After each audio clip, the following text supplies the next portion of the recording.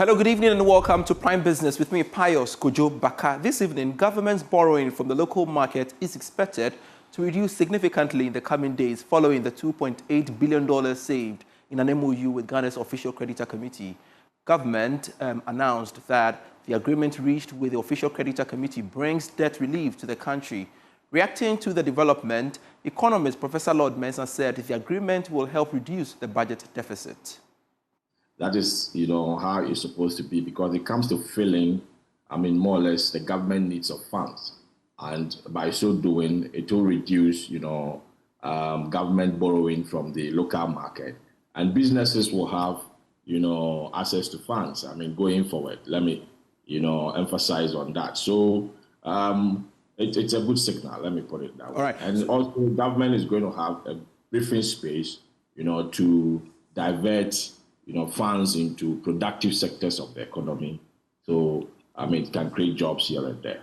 These are expected savings. They are not realized savings. It's not money sitting down to say that Ghana has that 8-point-something, billion. But then if we play our cards very well, these are funds that were supposed to, service debt. So going forward, if we make that money, of course, there are several areas that we may have to look at when it comes to government expenditure to make sure that Ghanaians get satisfied as promised by the NDC administration.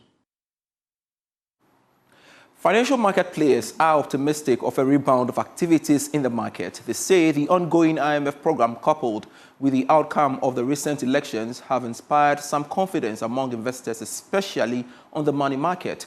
President of ACI Ghana Financial Market Association, Lawrence Oshilaja Boapong, disclosed that investor confidence is gradually picking up. Here's more.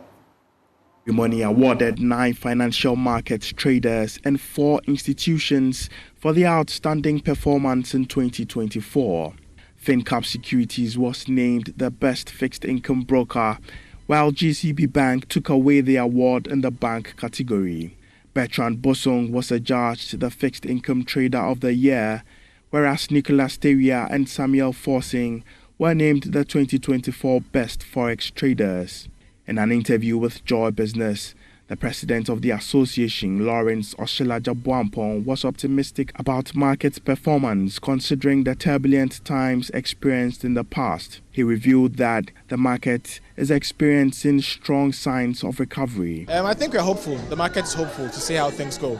I think if you look at the recent results of treasury auctions, it tells you that indeed confidence has bounced back. We see excessive oversubscription like we've not seen in times past. So it tells you a lot, and a lot of investors are looking forward to favorable policies that would shape the sort of investment decision that they take. And so I think it's early days yet, but I think the future looks bright and members are optimistic. Among other goals, the association seeks to encourage innovation and high ethical standards among its members. Here are some activities ACI Ghana aims to embark on in the coming months. It is important for our market participants to be well educated and have the requisite skills. I think a lot of things have happened on the market that requires innovation, and if we continue to trade the plain vanilla products that we all know, then I don't think we'd advance. So we need a lot of innovation, and so we would want to strengthen that aspect of what we want to do this year. Also, we as an association, we stand for promoting sound ethical practices. I think that was one of the highlights of our conference last year, and we hope to do a lot more of that this year. On her part, the principal of the National Banking College and keynote speaker for the occasion emphasized the role of the Banking College in building capacities of financial market professionals. The National Banking College reflected on its past achievements and is determined more than ever before to lead the way in providing sound and cutting-edge education to build capacity and enhance the professional skills of all its training participants. The college has consistently honed the technical and managerial skills of industry professionals. Some members of the association were recognized for their outstanding service. The ceremony also marked the swearing-in of a new administration, with nearly all members of the executive committee being reappointed for another term. TMA Collection under the Customs Division of the Ghana Revenue Authority exceeded its target for 2024 by 8.64%. This achievement comes on the back of the 2023 performance where TMA again beat its target of over 22 billion cedis. Immediate Power Sector Commander for TMA Assistant Commissioner Christiana Udi disclosed this at her pulling out ceremony. Kwame Yanka has the rest of the story. Immediate Past Sector Commander for TMA Collection, Assistant Commissioner Christiana Udi joined the then Customs, Excise and Preventive Service in 1992 with the rank Revenue Assistant Grade 3. She rose through the ranks, playing various roles, and headed Accra Collection, Jamestown, as Sector Commander in 2022, helping beat their target with 83.23%. Taking over reins as Sector Commander for TMA Collection, Assistant Commissioner Christiana Udi was the first female to assume this role on January 6, 2023 as the 26th Commander. That year, TMA had a target of 22,351,200,000 Ghana cedis. But by the end of the year, she and her team had done 24,330,080 Ghana cedis, which represents 8.85% increase. Assistant Commissioner Christiana Udi touches on the 2024 performance. In 2024, the collection again exceeded a target of 33,925,850,000 by 8.64% to collect 36,857,370,000 cedis. As I pass on the baton to my successor, Assistant Commissioner Theresa Potaki, I would like to take a moment to reflect on the journey we have shared. We have faced challenges, overcome obstacles, and achieved greatness together. I am so proud of what we have accomplished. Commissioner of Customs Division, Brigadier General Zibrim Bawa Yorogo, praised Assistant Commissioner Christiana Udi for her dedicated service to the country. He charged her successor, Assistant Commissioner Theresa Potaki, and her team to do more this year. Under her leadership, the TMA Collection exceeded its revenue target by 8.85% in 2023 and 8.64% in 2024.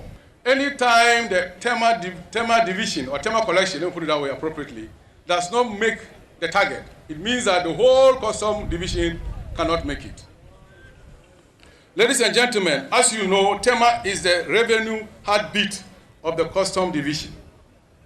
This year, 2025, presents another opportunity to mobilize more revenue. I urge you all to work together as a team to exceed and double the target for the year 2025. Meanwhile, Assistant Commissioner Theresa Potaki takes over as new sector commander for TMA, has assured to discharge her duty with diligence. TMA collects over 80.5% of customs revenue. So when TMA has a cold, then the whole of customs is in trouble. As the new sector commander, my main goal is to exceed our targets. Attend to officers' welfare, make sure that all issues with our stakeholders are resolved. You know, we have the clearing agents, we have the importers, we have the lots of people, the transporters, the transitors, and they come with myriad of problems. As she leaves the scene, Assistant Commissioner Christiana Udi has indicated her readiness to support her successor, Assistant Commissioner Theresa Potaki, to succeed in her new role. Kwame Yanke's report for Joy Business. I want to stay a while longer on revenue matters because despite revenue mobilization being one of its core mandates, Customs Division of the Ghana Revenue Authority will not be tempted to compromise the country's security over revenue targets. Commissioner of Customs Brigadier General Zibrim Bawa Ayorogo says his outfit will remain vigilant in determining which goods are allowed into the country. According to him, these steps are necessary to ensure public safety and security. Brigadier General Ayorogo disclosed this at this year's International Customs Day celebration at TMA. More in this report. International Customs Day celebrates the vital role of customs in trade facilitation, ensuring security and promoting prosperity, which tie in with this year's theme, efficiency, security and prosperity. Statements from the World Customs Organization reminded member countries on the need to adopt modern ways and tools that ensure efficiency. In the area of security, customs is expected to prevent movement of illicit goods, combating money laundering, and enhancing crisis preparedness. In the discharge of duty, customs is entreated to be fair in revenue collection, foster innovation and entrepreneurship to support sustainable economic development and other roles for the prosperity of all. Commissioner of Customs, Brigadier General Zibrim Bawa Yorogo says, Ghana will continue to find balance between efficiency and security. And the key issue of our custom business is security and speed of operation. So more often than not, importers or exporters do not expect delays. When you do it as fast as possible, then all the stakeholders are happy. More often than not, you have people indicating that there are a lot of delays. The delays in some cases are legitimate, in some cases they are not. Because normally the first issue has to do with the issue of security before we come to revenue. Because of public safety issues, we do not normally want items to come into our country just because of revenue. So issues like monitoring, inspection, these are key issues. And now we use a lot of digital tools or devices to detect whether what is coming into our country are actually what we're supposed to have. National Secretary of the Customs Staff Association, Gift Emmanuel Kofi Chama, touching on welfare, says there are plans to establish a customs hospital to augment some clinics built at their collection points. This hospital, when realized, will ensure that our customs personnel, as well as the general public, have access to quality health care, contributing more importantly to the overall well-being and productivity of our officers. In this regard, Mr. Chairman, please permit me to use this opportunity to call on the incoming board and management of the GRA to reconsider and introduce the stalled health insurance scheme for our retired staff. Our retired staff who have sacrificed and labored for the authority and the country. This is because the current 1,500 cedis annual reimbursement for medical bills for our gallant retirees, in our respectful view, is woefully inadequate to cover medical bills in our country today. Executive Secretary of Importers and Exporters Association of Ghana, Samson Asaki Awengobit, urged members of the business community to be tax compliant. As key stakeholders, we will continue to advocate, to advise our people, to be tax compliant, to be customers that are compliant, so that when your cargo gets to the port and it goes through the recruitment of custom exercise, they will tell you, yes, go. And we will not be having complaints to be made. If we as stakeholders are compliant and very efficient and very respectful and abide by the laws, we will continue to do that. And custom will also give us the gateway to pass with our cargo without any hesitation. Hardworking personnel of customs across the country were recognized. There were solidarity messages from Ghana Armed Forces, Energy Commission, among others. The Africa Sustainable Commodities Initiative, ASCI, has honored with the prestigious Schwab Foundation Award for 2025, recognizing its impactful work in driving systematic change. The award presented at the World Economic Forum in Davos celebrates 18 social entrepreneurs and innovators from 15 organizations across 13 countries for initiatives ranging from nature conservation to improving livelihoods and transforming healthcare and education.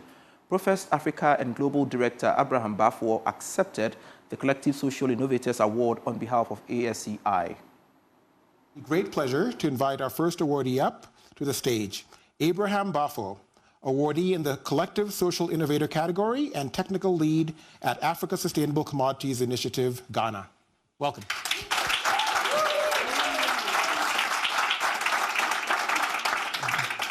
Thank you very much. Agriculture is a major economic driver in Africa, providing jobs and livelihoods to millions of people. But it is also a cause of deforestation and loss of biodiversity, and to help navigate through the complexities of balancing agricultural development to feed the growing population whilst protecting forest and biodiversity, the African Sustainable Commodities Initiative was established, bringing together 10 countries from West and Central Africa committed to the principles of responsible production in a way that protects natural resources and advances human rights and livelihoods. These 10 countries, Sierra Leone, Liberia, Cote d'Ivoire, Ghana, Nigeria, Cameroon, DRC, ROC, and Gabon, together represent 75% of Africa's tropical forests and 25% globally. And Africa is also a continent where climate stability is critical for the millions of people who live there, some of them the most vulnerable people in the world, but also for each and every one of us in this room. The initiative over the past 10 years has driven changes in policies, established national processes, built capacity, creating the enabling environment for long-term sustainable growth and development through an African-owned and led processes, inclusive of government, the private sector, civil society organizations, and local communities.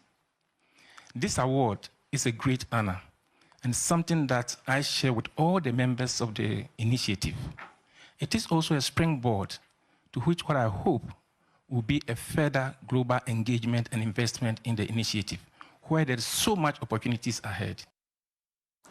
Deputy UK High Commissioner to Ghana has stressed the need for entrepreneurs to be more innovative in their operations.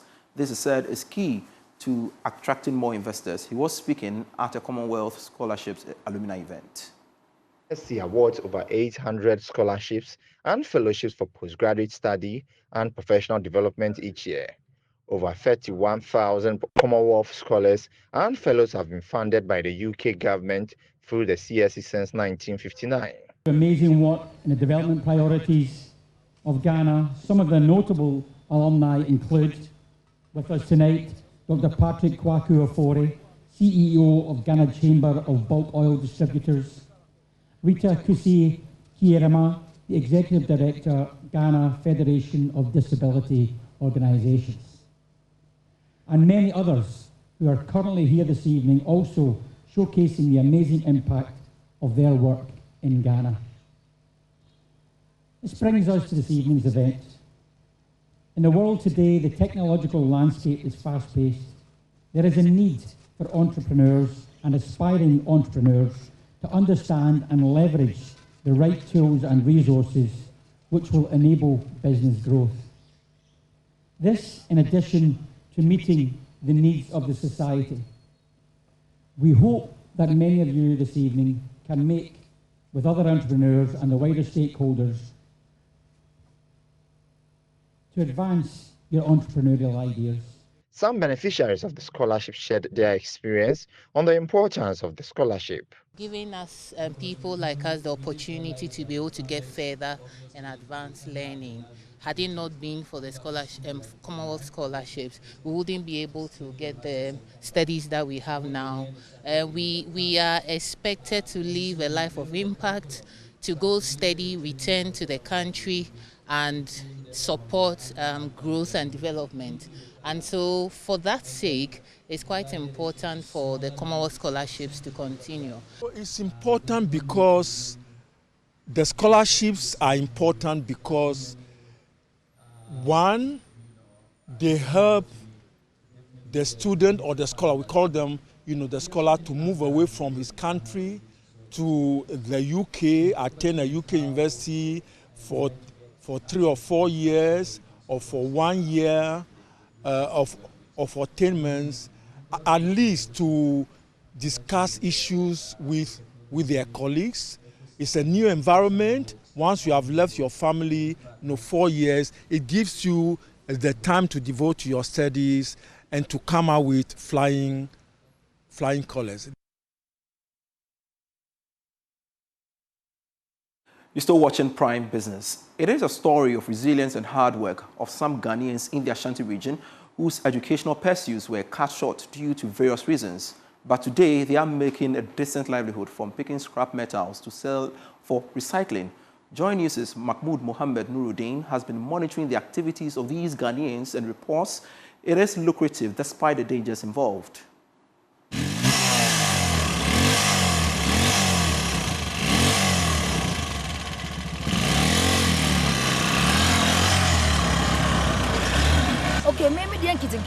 My small business requires a relatively modest investment of 15,000 to 20,000 cedis. If I could acquire a small Kia vehicle, it will also greatly support my business operations. Meet 37-year-old Ateni Akudugu, who started her journey to success by walking long distances, collecting scraps, and carrying them for miles to be sold.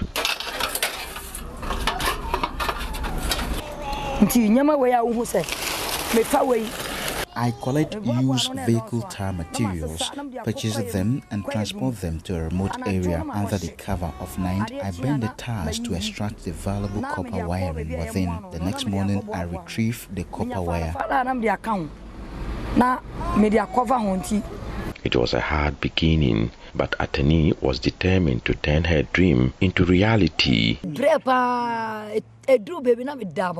I've come a long way from sleeping on the streets. Now my mother beams with pride whenever she sees me. She even jokes that if I were a man, I would have achieved even more. But I want to assure women everywhere that they too can accomplish great things, just like I have.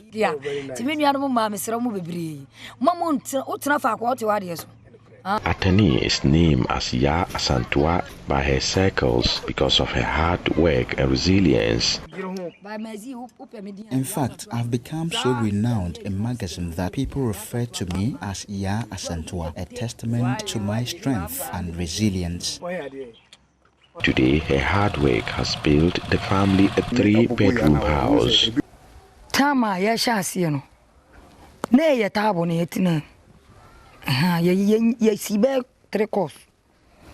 Initially, we faced immense hardship, sleeping in a basic wooden structure. Renting a room was out of our reach due to financial constraints. But through determination and joint effort, my husband and I were able to build our own 3-bedroom house, and we are grateful to God for this blessing. Her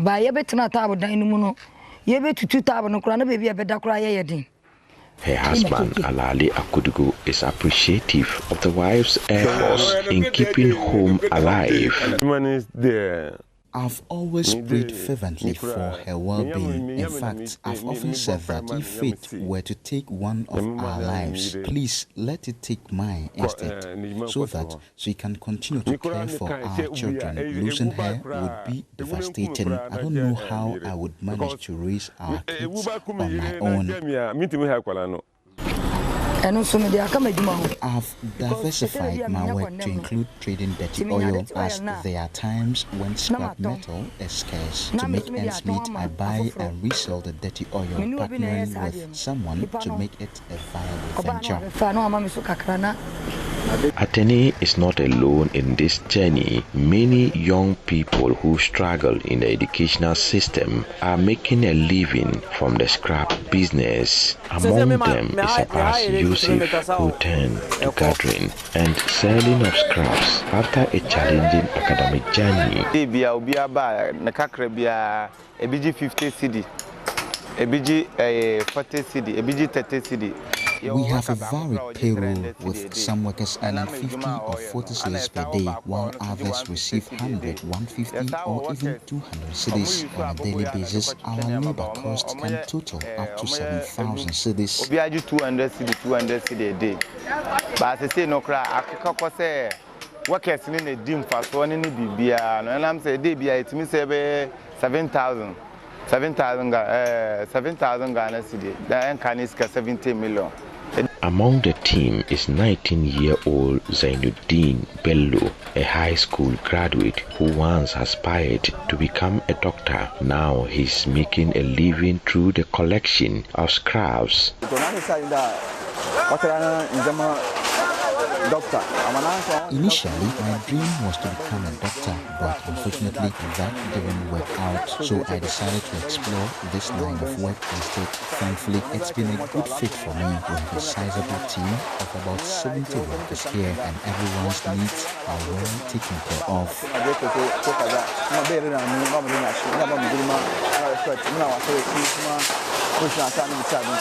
Also making an impact is Isa Ishaq, who could not afford to continue his education after junior high school. Now he stands as a crucial player in this business. They encourage me, mommy, yeah, more when he say, me real JHS no. That one say, "What JHS? Nane, eba, mezine, epon, ane aba." What motivated me to pursue this work was the lack of financial support at home, so I took matters into my own hands and relied on this job to make a living. It's been a game changer for me, enabling me to establish myself financially and even travel abroad. Mezino, Pandemo, one more, so no. There wasn't come to school, but Nesca Semintino, and Timon school, and I'm the year, Jumano, Yanko child, so my year, Jumana, Yeska, beer shop, Wufie, the Jumonuma, and Yeska, they are 2 pounds, I could do a buruchi. I'm a BBR to ye, I'm a crata by Namasuma Bufia, Mitimia, the Empessem, the Damakuma and Pessamia, and Quadum, say. The scrap business is providing jobs, opportunity, and hope for many young people in the Ashanti region through hard work and determination. These young people are building futures for themselves, proving that success is not always defined by a classroom, but by the willingness to work and persevere. A report by Mohammed Nuruddin. And that's our report company here on Prime Business with me, Pius Kojo Baka. We have more stories for you when you log on to myjoyonline.com/business. Prime Sports is next.